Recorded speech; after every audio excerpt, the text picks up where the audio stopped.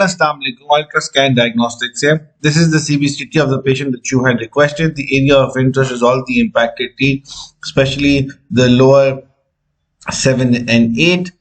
This is the panoramic view. You can see the canines are impacted in the upper jaw, whereas the lower second molars are impacted.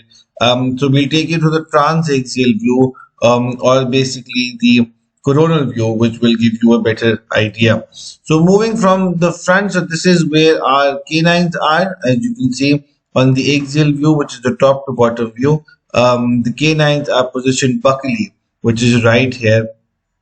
As you can see, both the canines are positioned quite buccally, so they are not palatal, and hence the lateral incisor roots are palatal to the central incisor, but the canines are quite significantly buccal. Now moving to the axial view of the lower jaw, so this is the impacted second molars. As you can see on the axial view, you'll have a better understanding on the coronal view, which is basically the front to back view. On the coronal view, you can see that this is the first molars, and now we've got the second molars, which are not buccal or lingual, but the center of the ridge stuck between the 7 and the 8.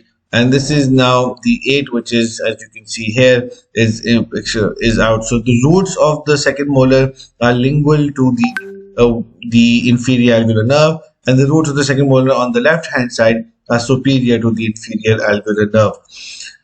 We'll show you the sagittal view. The sagittal view is the side to side view. So here on the sagittal view, you can see this is the right hand side, completely impacted. The roots are embedded into the cortical plate on the inferior border of the mandible. This is the 6, this is the 8, and this is the 7.